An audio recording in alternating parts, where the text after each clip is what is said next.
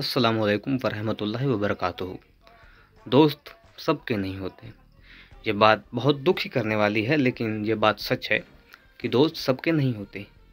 हर किसी के पास वो शख्स नहीं होता जिसको वो अपने दुख तकलीफ़ साझा करे, या जिसको बताए और दिल हल्का हो जाए कि हाँ चलो, कोई तो सुनने वाला है, कोई तो समझने वाला है। मैंने इस पे एक शेर भी लिखा था कि मिलता ही नहीं अब तो पुरसान हाल कोई, आखिर में आके ले ही लेगा मेरी जान कोई।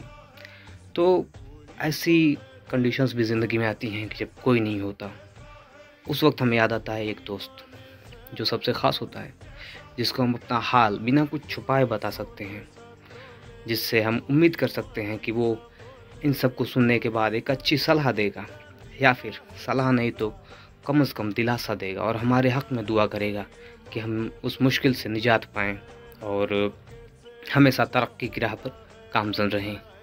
और अगर किसी के पास ऐसा दोस्त है जो उसके जज़्बात की कद्र करता है, उसकी पुरश से हाल करता है हमेशा, और उसे कभी अकेला नहीं छोड़ता किसी भी परिस्थिति में, तो समझिए कि उसे खुदा की नेमत मिली है।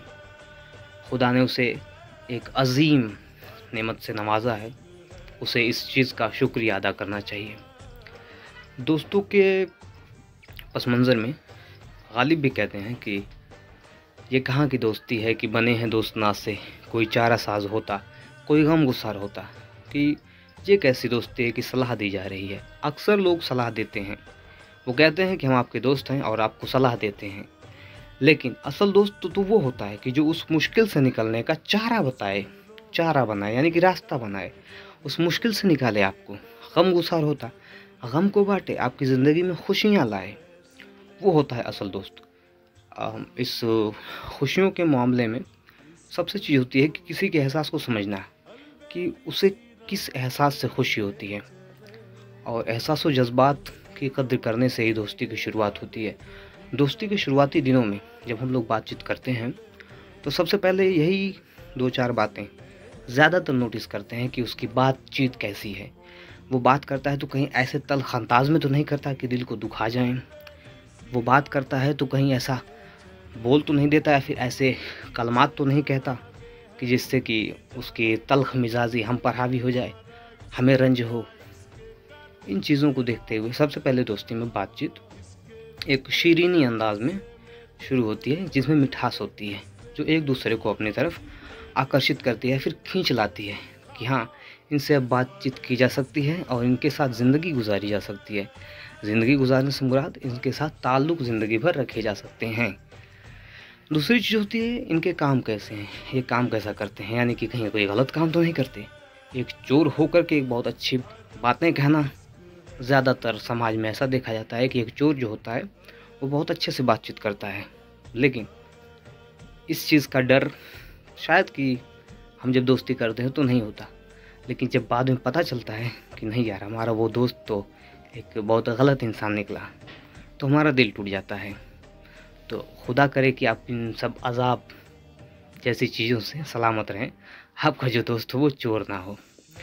फिर आती है बात कि दोस्त जो होते हैं वो साथ देने वाले होते हैं, मदद करने वाले होते हैं, और एहसास व जज्बात को समझने वाले होते हैं।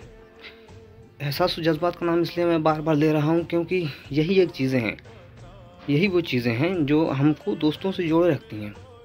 जब तक कि हमारे उससे ख्याल मिल रहे हैं, जब तक कि हम एक दूसरे की बातों को समझ रहे हैं, एक दूसरे की दुख तकलीफ़ों में हाथ बटा रहे हैं, तब तक ही तो दोस्त हैं। दोस्ती इसी का तो नाम है।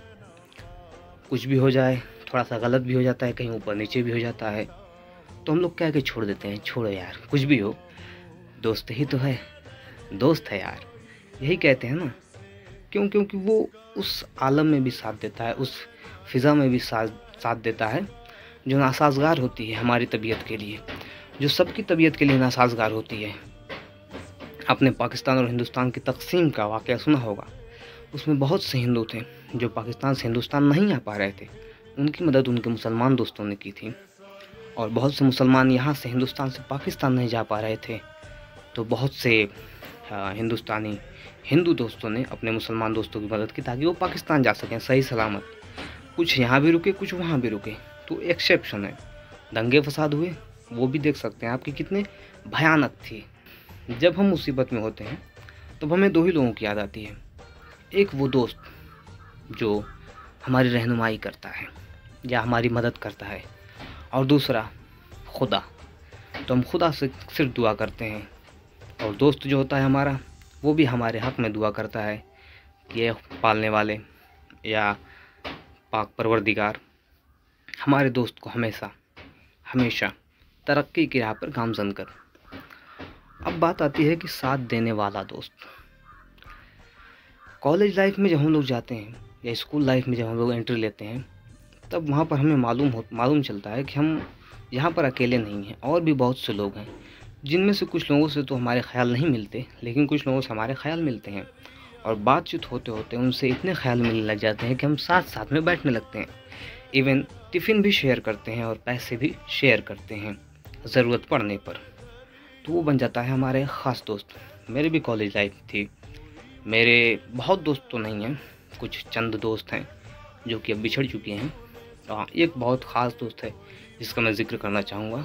वो ख़ास इसलिए है क्योंकि उसमें सलाहियत थी इंसान के जज्बात को समझने की, एहसासों को समझने की। एक बार का वाक़या है, हम बैठे थे कॉलेज में और वो भी बैठे थे, और गज़ल का टॉपिक सर पढ़ा रहे थे। जब सर पढ़ा के चले गए तो उसने एक गज़ल सुनाई हम लोगों को। मीर तक़ी मीर की गज़ल है, बहुत फेमस गज़ल है कि अश्क आँखों में कब नहीं आता, लहू आता है जब नहीं आता, होश जाता नहीं रहा लेकिन जब वो आता है तब नहीं आता, सब्र था एक मोन से हिजरां सो मुद्दत से अब नहीं आता, दिल से रुखसत हुई कोई ख्वाहिश गिरिया कुछ बेसबब नहीं आता। ये सुनने के बाद मालूम चला कि हाँ यार, इमोशंस को समझने के लिए गज़लों को समझना बहुत ज़रूरी है। और जिसने इमोशंस को समझ लिया, समझो उसने गज़लों को समझ लिया।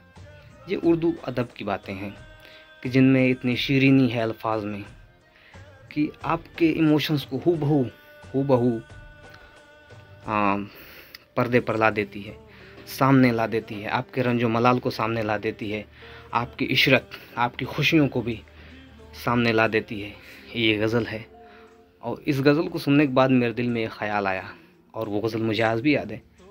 ख़याल आया कि इस शख्स ने जिस अंदाज़ में ये गज़ल सुनाई है, लगता है इसने काफ़ी इसका एक्सपीरियंस किया हुआ है। ये बात वैसे हंसने की हो सकती है कि वाह एक्सपीरियंस्ड पर्सन, लेकिन ये सुनने के बाद हाँ, कि ये गज़लों को समझता है, एहसासों को समझता है, और उसने बाद में साबित भी किया। उसके साथ हमने बहुत वक्त गुजारा, बहुत बातें की, और पता चला कि हाँ, जिस अंदाज़ में इसने गज़ल सुनाई है, ये वाकई एक बहुत ही बेहतर इंसान है। और आजकल शायद कि वो मुंबई में, खुदा उसे सलामत रखें। हम लोग अपनी बातचीत आगे बढ़ाते हैं। एहसासों जज्बात के बाद बात आती है मदद करने की। दोस्त कुछ यूँ मदद करते हैं कि खुदा, यूँ समझिए कि खुदा ने मदद की है उनके सहारे हमारी। हर मुसीबत में साथ देते हैं, पैसे उधार दे देते हैं। इवन मैंने यहाँ तक देखा है कि बहुत से दोस्त ऐसे हैं कि दूसरे दोस्त जो है बहुत गरीबी में जूझ रहे हैं तो उनकी बहुत मदद करते हैं और उन्हें पैसे उधार दे देते हैं जो कभी वापस लेते नहीं। ये बहुत बड़ी बात है किसी को पैसे दे देना और वापस न लेना, क्योंकि इंसान पैसे बहुत मेहनत से कमाता है, और दूसरे इंसान को देना ये इंसानियत की पराकाष्ठा समझिए, क्योंकि पैसे से बड़ी चीज़ दुनिया में कोई नहीं होती। फिर आते हैं कि कॉलेज टाइम में जब हम लोग युवावस्था में होते हैं, अभी भी युवावस्था में हैं, युवावस्था यानी कि यंग एज, यूथ, तो हमें किसी से इश्क प्यार मोहब्बत हो जाती है। ये कुदरती है, नेचरी है। तो जब हमें कोई पसंद आता है तो हमें पता लगने से पहले हमारे दोस्त को पता होता है। हम तो इनकार करते हैं कि नहीं यार ऐसी कोई बात नहीं, लेकिन हमारा दोस्त जानता है कि नहीं ऐसी ही बात है। और आखिरकार हम अपने दोस्त की ही मदद लेते हैं कि भाई हमारी बातचीत नहीं हो पा रही, या फिर बहन हमारी बातचीत नहीं हो पा रही। एक वाक़या मुझे याद आता है। एक लड़का था हमारे कॉलेज में, नाम नहीं लूँगा उसका। उसे किसी लड़की से मोहब्बत हो गई थी, बहुत ज़्यादा शदीद। तो उसकी एक महिला मित्र भी थी, यानी एक लड़की दोस्त थी। तो उसने अपनी दोस्त से कहा कि देखो यार मुझे वो बहुत पसंद है और मैं उससे बात तो नहीं कर पा रहा हूँ, तुम मेरी मदद कर दो। तो इस दोस्त ने उसकी मदद की उस लड़की से बात करने में। इस कहानी को सुनाने का मेरा सिर्फ इतना मकसद है कि दोस्त जो है, ऐसे कामों में भी मदद करते हैं जो जायज़ नहीं है।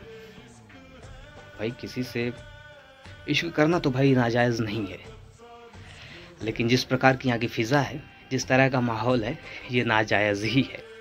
तो ऐसे कामों में भी जिसमें समाज का ख़तरा होता है, जिसमें डर होता है लोगों का, उसमें भी दोस्त बहुत आगे आ जाते हैं और कहते हैं भाई चिंता मत करो, या ऐ मेरे प्यारे दोस्त चिंता मत करो, मैं हूँ ना, तुम्हारे लिए मैं ढाल बन के आगे जाऊँगा।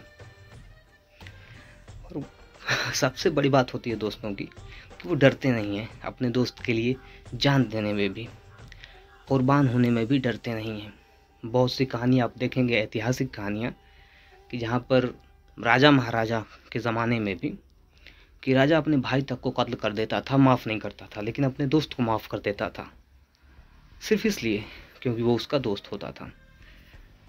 एक और पॉइंट ऑफ व्यू समझ में आता है कि जब हम पैदा होते हैं तो हमारे वालिदैन को हम चुन नहीं सकते कि हमारे वालिदैन कौन कौन होंगे, हमारे वालिद कौन होंगे, हमारी वालिदा कौन होंगी, हमारे रिश्तेदार कौन होंगे, या फिर हमारे भाई बहन कौन होंगे। लेकिन दुनिया में दोस्त को हम चुन सकते हैं कि कौन हमारा दोस्त होगा। जिससे हमारा मिजाज मिल रहा हो वो हमारा दोस्त होगा, जिससे हमारी बात जम रही हो वो हमारा दोस्त होगा। तो ये पॉइंट ऑफ व्यू भी आता है कि जो सबसे ज़्यादा पसंद है वही दोस्त होगा। फिर आती है दोस्तों में बातचीत। बातचीत में जब शुरुआत में दोस्त बातचीत करते हैं तो वो बातचीत काफ़ी शीरीं होती है, बाद की बातचीत भी काफ़ी शीरीं होती है, इवन ख़तो ख़िताबत की बातचीत भी काफ़ी शीरीं होती है। गालिब ने भी अपने खतूत में जब इसका तज़किरा किया है तो गालिब ने बखूबी अपने दोस्तों को इस तरह से उनके अलक़ाब और आदाब नज़र आते हैं कि जैसे कोई सामने बैठ के बात कर रहा हो। और गालिब के खतूत लोग पढ़ते हैं, कहते हैं कि बहुत बेहतर लिखा है, उम्दा लिखा है। क्योंकि उन्होंने अपने दोस्तों को लिखा है। दोस्तों से ही तो आदमी ऐसी बातें कर सकता है, दोस्तों से ही तो इंसान अपने जज्बात शेयर कर सकता है, दोस्तों से ही तो ऐसी शीरीं लफ्ज़ों में बातें कर सकता है। वगरना गालिब किससे बातें करते? माशूका को ख़त लिखे जाते हैं तो उसमें शायरियाँ लिखी जाती हैं। माशूका से ख़त में शीरीं बातचीत हो सकती है, लेकिन बहुत ज़्यादा नहीं, क्योंकि कुछ राज की बातें माशूका को नहीं बताई जाती जो दोस्तों को बता दी जाती हैं। फिर आती हैं वो बातें कि जिनमें बदतमीज़ियाँ होती हैं। जब शुरू में कोई दोस्त बनता है तो काफ़ी तमीज़ से बातें होती हैं, लेकिन फिर धीरे धीरे बदतमीज़ी शुमार होने लगती है। इसका मतलब है कि दोस्ती पक्की होते जा रही है, क्योंकि अगर आप किसी गैर इंसान से, किसी अजनबी से बदतमीज़ी करें, उसको गाली दे दें, तो आपकी दुश्मनी हो जाएगी।